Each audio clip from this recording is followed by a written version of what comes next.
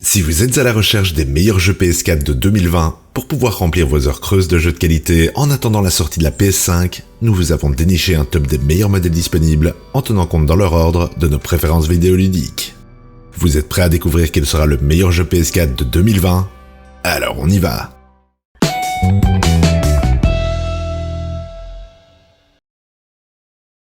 Comme d'habitude, on indique dans la description les liens vers les prix et caractéristiques des différents jeux qu'on vous présente dans la vidéo. Jetez-y un coup d'œil, les prix seront plus à jour et il y a parfois de bonnes promos. Profitez-en. Top 5. Formula One 2020. L'un des grands pontes de la simulation, surtout sur console, revient dans son cru 2020 avec pas mal de petites améliorations incrémentales qui rendent un jeu accepté par la communauté comme étant déjà très bien, petit à petit un peu meilleur chaque année, même si le 2019 et 2017 avaient légèrement moins plu aux fans.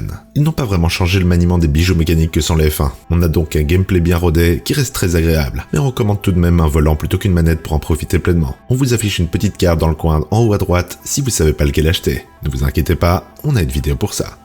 Mais le gros atout du jeu, c'est le mode My Team Career, qui rajoute une progression d'équipe en partant de pas grand chose. Vous créez votre écurie et partez concourir sur les asphaltes les plus célèbres de la planète, avec tous les plus grands pilotes pour s'améliorer de championnat en championnat. Ça rajoute une vraie dimension au jeu. Là où on a un peu une sensation de vache à lait par contre, c'est le Podium Pass, qui rajoute un système de saisons payantes qui sont pleines de petits contenus cosmétiques, qui dans un jeu où il y a beaucoup de multi peut vite paraître indispensable. En conclusion, le jeu est une bonne itération dans la franchise. On regrette seulement le pass inutilement payant qui rajoute au final pas grand chose. Ses avantages. Très joli, le feeling plutôt réaliste, le mode carrière sympathique, et son inconvénient par contre, les microtransactions inutiles. Top 4. Doom Eternal.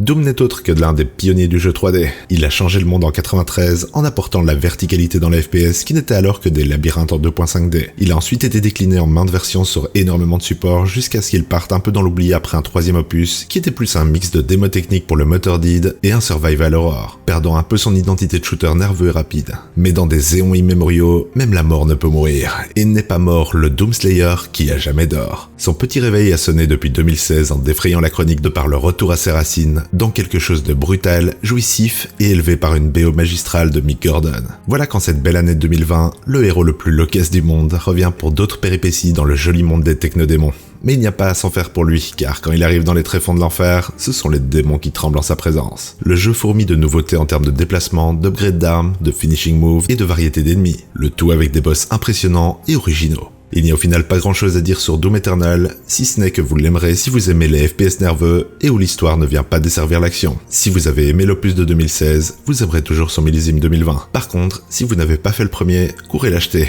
il doit être encore moins cher. Ses avantages. Brutal, nerveux, fun, et son inconvénient, la musique un peu moins bonne que sur l'épisode de 2016. Top 3. Final Fantasy VII Remake. Il n'y a pas grand chose à dire sur Final Fantasy VII qui n'ait pas déjà été dit auparavant. Il a marqué toute une génération de joueurs sur PS1 avec son histoire tordue et dense qui est tressée dans une déferlante de toiles fixes sublimes dans un monde science-fantasy sombre et mystérieux. Le tout bercé par les musiques envoûtantes de Nobuo Uematsu, qui résonnent encore avec moi depuis plus de 20 ans. Quand Square Enix a révélé qu'il faisait un remake, on n'espérait pas qu'il serait à ce niveau. En effet, là où auparavant seuls les personnages étaient en 3D dans un décor en précalculé, on a ici un monde complètement modélisé en temps réel qui vient dynamiser et donner vie à Midgard, la ville du début.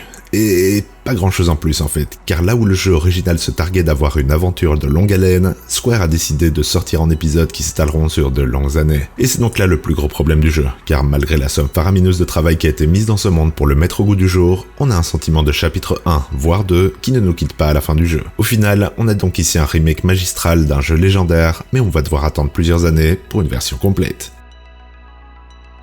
Ses avantages. Le remake impressionnant, l'ambiance, et les musiques. Son inconvénient par contre, découpé en différentes parties. Top 2.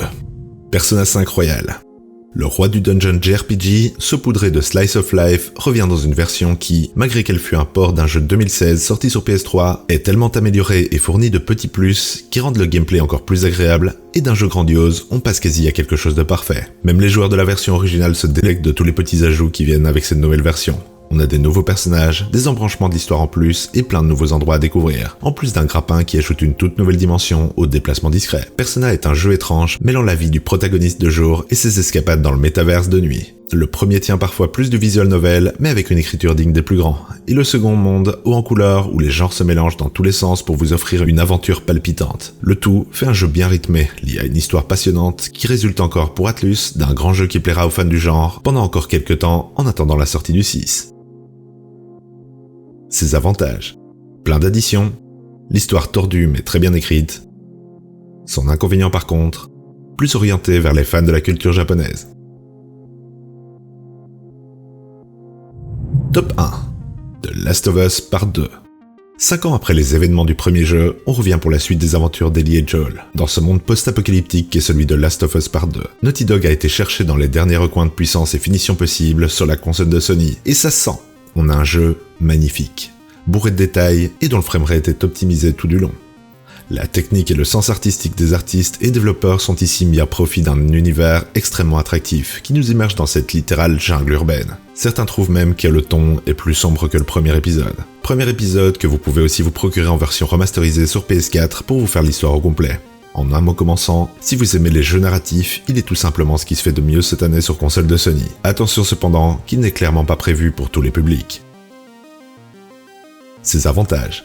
De superbes graphismes, une superbe histoire, et son inconvénient, mais plutôt déprimant. En conclusion, nous avons donc Formula One 2020, Doom Eternal, Final Fantasy VII Remake, Persona 5 Royal, The Last of Us Part 2.